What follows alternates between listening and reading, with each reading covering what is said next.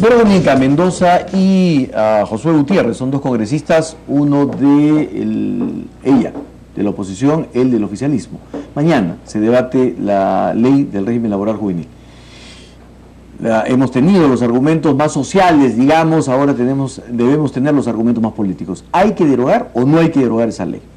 Muy buenas noches, ¿cómo están ustedes? Buenas noches, Enrique. Josué. Buenas noches, Enrique. ¿Qué tal? Hola, Verónica. Verónica Mendoza, ¿hay que derogar esta ley? ¿Por qué? Bueno, políticamente. Nuestra bancada Acción Popular Frente Amplio desde el principio votó en contra de la norma y desde el principio expresamos nuestros argumentos en contra, que coinciden con los de los jóvenes que han estado aquí hace unos momentos. En primer lugar, porque es discriminatoria, porque lo que va a generar es que vas a poder tener, inclusive dentro de la misma empresa, gente haciendo el mismo trabajo, recibiendo menos remuneración y menos derechos que otra que esté haciendo exactamente lo mismo, solamente por una cuestión de edad, y eso es claramente discriminatorio e inclusive inconstitucional. Una norma que recorta derechos, no asignación familiar, no CTS, recorta vacaciones, disminuye el monto de la indemnización por despido, etcétera, etcétera. Una ley que además pone en riesgo, como ya se ha dicho también hace un momento, no solamente al sector juvenil, sino a los otros sectores de mayor edad inclusive. ¿Por qué? Y ya está ocurriendo. Mira, yo, Enrique, he estado recibiendo en mi despacho la denuncia de trabajadores, por ejemplo, sindicato de Shogun, sindicato de Pamer, y recientemente hemos escuchado que trabajadores petroleros de Talara están siendo despedidos, o casualidad, justo cuando se emite esa norma, ¿no? Para ser presumiblemente reemplazados por jóvenes entre 18 y 24 años que le van a salir más barato a las empresas. Porque además en la práctica no va a permitir la formalización. El viceministro que estuvo sentado aquí insistía en ese 1.800.000 jóvenes que están en la informalidad. Perfecto.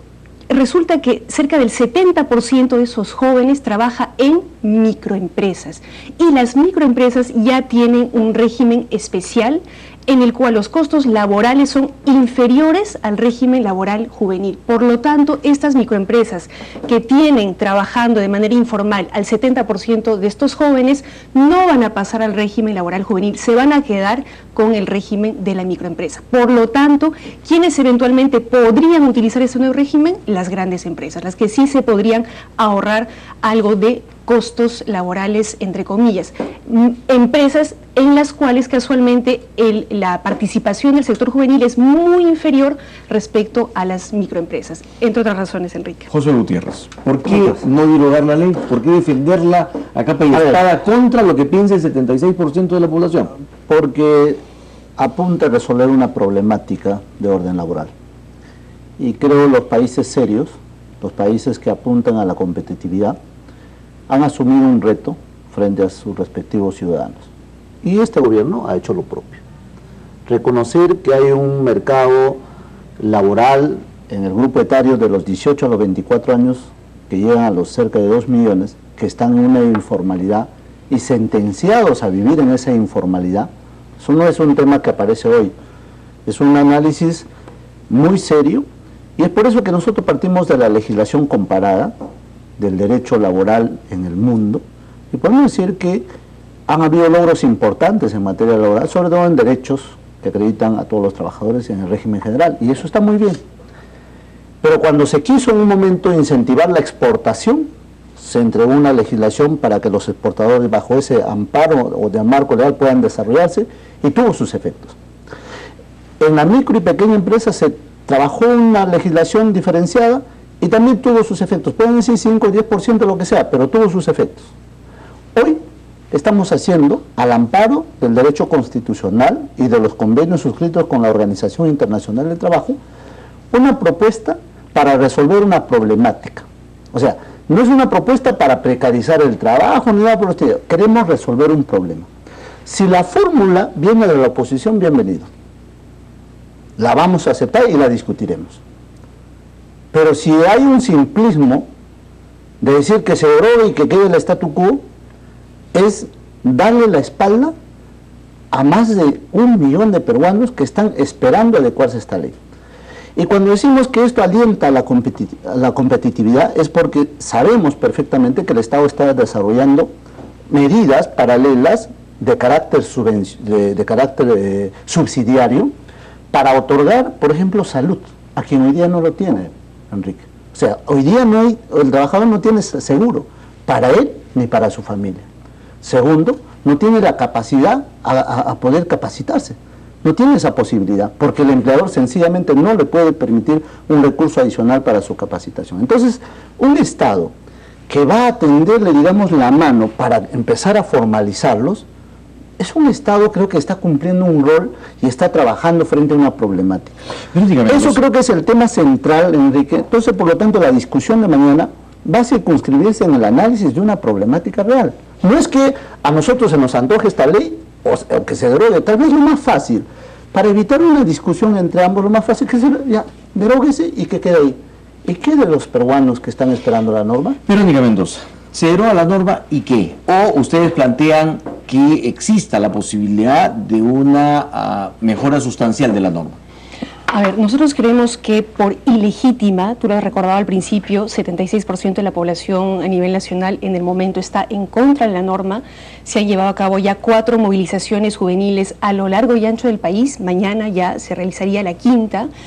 Creemos que lo que corresponde ahora, lo que es responsable, es derogarla, pero no para mantener el statu quo, de ninguna manera. En ningún momento hemos planteado eso. Es más, consideramos que inclusive algunos aspectos de esta norma, planteada por el Ejecutivo, podrían ser recogidos para el debate posterior. Por ejemplo, el tema del crédito tributario. En efecto, podría ser el crédito tributario por capacitación, ampliándolo, sí, porque nos parece muy poco que sea el mínimo 60 horas, inclusive llegado a las 400, nos parece muy poco que se limite al 2% de la planilla, debiera ser mucho mayor, cuando además estás planteando un régimen bajo el cual podrían contratarse hasta el 25% de tus trabajadores, nos parece ínfimo. Nos parece importante también la propuesta, por ejemplo, de subsidiar el Estado el tema del seguro social, pero no creemos que el costo de eso deba ser el recorte de derechos laborales como CTS, gratificación, vacaciones u otros. En todo caso, podríamos recoger, ¿no?, como punto de partida para discutir un régimen para los jóvenes, estos aspectos y enriquecerlos con otros aportes que han estado siendo planteados por otras bancadas y por los propios jóvenes. Pero para nosotros, el punto de partida el día de mañana tiene que ser la derogatoria de este régimen. Luego, por los canales institucionales que tiene el Congreso, comisión de trabajo o eventualmente una comisión especial multipartidaria que ve el tema laboral, recoger y discutir las otras propuestas ampliamente, participativamente, transparentemente con los jóvenes, los sindicatos, el sector empresarial, entre otros. Josué Gutiérrez, ¿por qué negarse a modificaciones? El presidente, el ministro de Trabajo, el ministro de Economía han dicho ni un paso atrás. Es más, han dicho el reglamento no debe modificar la ley. Entonces, si el 76% de la población se opone a esta norma, ¿por qué insistir y por qué evitar la posibilidad de enriquecerla, modificarla? A ver, Enrique, hay un tema puntual. Primero, que se había acusado indebidamente que es el Ejecutivo que estaba prolongando este debate, que no quería que se debata, ni nada por el estilo. ¿Ok? Se nos ha acusado tanto desde diciembre, fines de diciembre, hasta esta semana que ha pasado, hasta el día viernes que salió el presidente. Perdóneme. El presidente es una de las personas, Enrique, que está por encima de esto. Ya, pero perdóneme. Y que le interesa cuanto antes este Parlamento lo debate. Es por eso que él, asumiendo una extraordinaria. Perdóneme que lo interrumpa, pero el Congreso ha quedado muy mal. Si no se da cuenta, ha quedado muy mal, por una muy sencilla razón. La presidenta del Congreso ha quedado pintada en la pared, porque ella se negó a convocar a comisión permanente, convoca a comisión permanente para el 28 y el presidente la corrige. El presidente pasa por encima de ella. Yo sé que el presidente tiene esa voluntad, perfecto, pero no lo coordinaron. Pero hay que enmendarle la plana para que se calle a quienes han estado especulando algo que no es cierto. Perdóneme, pues solamente para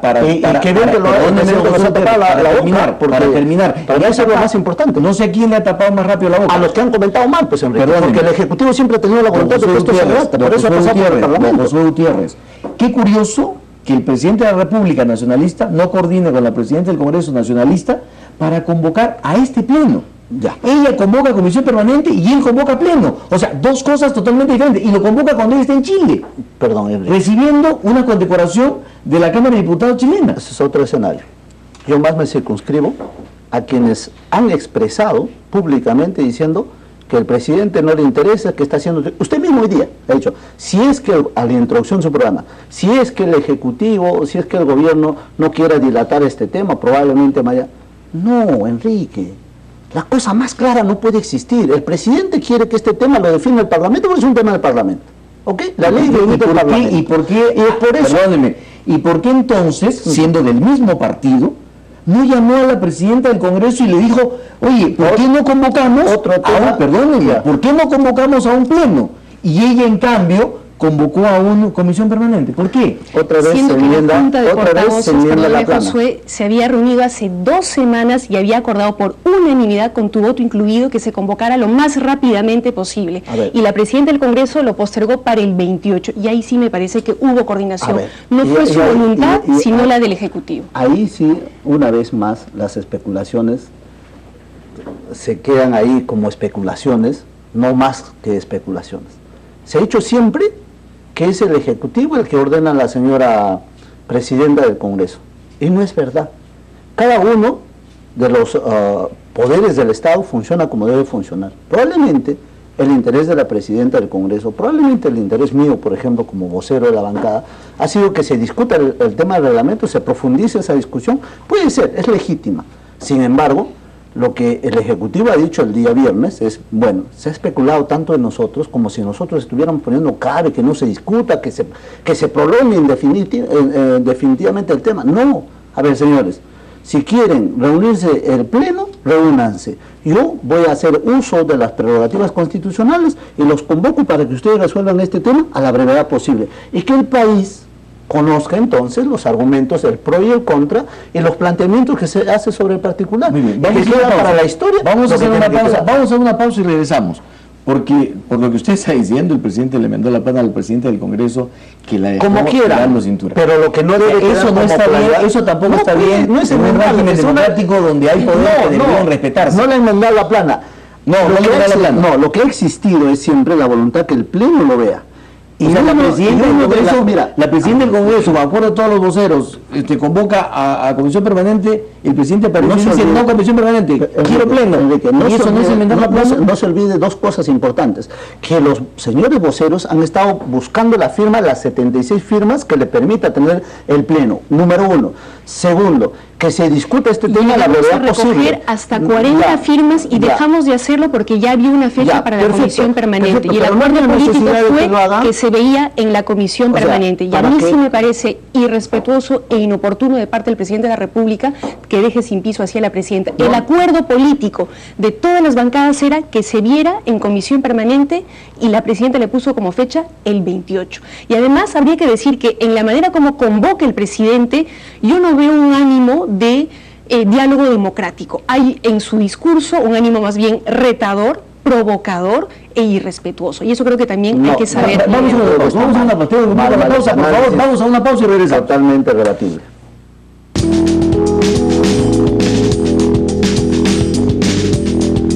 Muy bien, Verónica Mendoza, ¿por qué razón la oposición no pudo conseguir los votos para un pleno? ¿Por qué razón no han podido aglutinar? ¿Y por qué ahora se sienten descolocados? Si todos ustedes pedían un pleno, ¿por qué ahora se sienten que el presidente los arrolla? ¿Por qué sienten que ustedes, y algunos han dicho, esto es una maniobra del presidente? ¿Por qué? A ver, para empezar, diversas bancadas han presentado diversos proyectos de ley que plantean derogatoria, suspensión, modificación. La nuestra presentó ese proyecto de ley de derogatoria en diciembre, cuando ya habían marchas juveniles a nivel nacional. Estuvimos en proceso de recojo de firmas, llegamos a cerca de 40, pero hubo convocatoria, junta de portavoces, y el acuerdo fue, particularmente, no era la opción que yo hubiera preferido un pleno extraordinario convocado por los congresistas, pero el acuerdo unánime de los voceros de todas las fuerzas políticas del Congreso fue convocar una comisión permanente lo más inmediatamente posible, antes de la 4ª marcha. Sin embargo, la presidenta, en todo caso ella explicará si fue su decisión personal o inducida por Palacio de Gobierno, optó por postergarlo hasta el 28. Ya estaba planteado, ya estaba el acuerdo hecho. Lo que hace el presidente al adelantar de 2 días es dejar sin piso a la presidencia del Congreso. Bueno, pero un pleno no es mejor para ustedes, ¿o es que tienen miedo de que pierdan la votación? Estamos cuestionando la manera como se hace. Ahora la cancha está trazada. Nosotros nos vamos a presentar, por supuesto que sí, en el pleno y exponer nuestros argumentos a favor de la derogatoria. Sin embargo, Enrique, yo quisiera adelantar un criterio sobre este tema. Yo creo que lo que cabe en este pleno es poner a voto la derogatoria. Yo creo que las posiciones han sido ya claramente planteadas, publicitadas en espacios mediáticos y sociales, y además creo, Enrique, que es inviable que en un pleno podamos ponernos de acuerdo sobre las distintas modalidades de modificación planteadas si es que quisiéramos que ese fuera el resultado. Lo que corresponde, lo serio, lo responsable es recoger esas propuestas de modificación, ajuste, parche, como quieras llamarlo, y debatirlos por los canales institucionales que tiene el Congreso. Comisiones, comisión de trabajo, comisión de economía, convocando a expertos laboralistas, convocando a los gremios empresariales, convocando a los sindicatos, no en un pleno en el que no nos vamos a poder poner de acuerdo. Además, ¿por qué, Enrique? Porque si quisiéramos, por ejemplo, recoger la propuesta del Ejecutivo de promover un crédito tributario por capacitación y ampliarlo, no podríamos, porque eso tiene que ver con iniciativa de gasto que tiene que venir del Ejecutivo. Muy bien. Don José Gutiérrez, si mañana no se deroga la ley, ¿ustedes están dispuestos a ir con la ley aunque el 76% de la población esté en contra? Primero, que en el debate no va a participar el presidente. En el debate participarán los parlamentarios, los congresistas, quienes asumirán con responsabilidad propia lo que el país y la historia lo juzgará más adelante. Y quiero terminar con lo último que ha dicho mi colega Verónica. En efecto, este tipo de normas tienen iniciativa de gasto. Y el único poder del Estado que pueda incentivar esa iniciativa de gasto es el Ejecutivo. Así que el cuento de que vamos a discutir en trabajo, en economía y todo lo demás es absolutamente inviable. ¿Por qué? Porque todo afecta a la caja común. Y el que está constitucionalmente a cargo de la caja común es el Ejecutivo. Y quien puede decir yo tengo 600 millones para gastar justamente en el seguro de esa gente que hoy día no tiene. Quien puede decir yo le doy crédito tributario, que es perder la plata, o sea que no ingresa a la caja, no en el orden del 2%. El 2% es para los jóvenes en exclusividad, pero para la masa trabajadora es el 5%. O sea, que sea elevado enormemente, lo que nunca en la historia se ha hecho. Pero lo que usted dice, entonces el presidente de la República lo que ha hecho es decir, oye, yo me libro de esto, discútanlo ustedes, y por otra parte, como ustedes no tienen iniciativa de gasto, reviéndense ustedes. Eso saco como conclusión de lo que usted dice. Eso suena más o menos algo así como, jojolete, yo soy el que tiene el billete, ustedes no. A ver, un momentito. Usted lo ha dicho, se ha hecho tanto cuestionamiento al presidente, que el presidente ha dicho, mira, si es que quieren discutir este tema, que lo hagan todos, número uno. Segundo, que no se esperen días ni meses en juntar su firma ni nada por el estilo. Quieren resolverlo ahora, este mismo mes de enero, que lo resuelvan. Y por eso es que él lo ha convocado. No por el ánimo de pechar, más bien deben estar alegres, deben estar contentos. ¿Sabe por qué?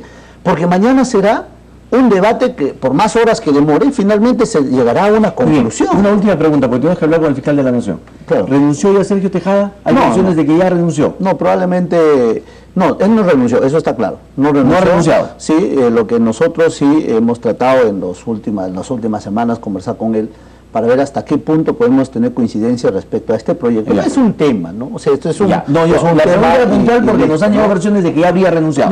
No como vocero he estado toda esta semana y entre idas y vueltas cumpliendo mi labor de representación. Una cosa rápida, Enrique, perdóname, no es un tema. Este tema del régimen laboral juvenil es la punta del iceberg. A lo largo del año pasado se han dado una serie de normas que debilitan la institucionalidad ambiental, laboral. Termino con esto, Enrique. Ahora en enero se ha emitido un decreto supremo que es peor que las normas que generaron el baguazo, que modifica el régimen de las comunidades campesinas, planteando que aquello que antes decidía la Asamblea Comunal, ahora lo va a ver la Junta Directiva. Muy bien, muchísimas gracias Verónica Mendoza, José Gutiérrez, muchísimas gracias.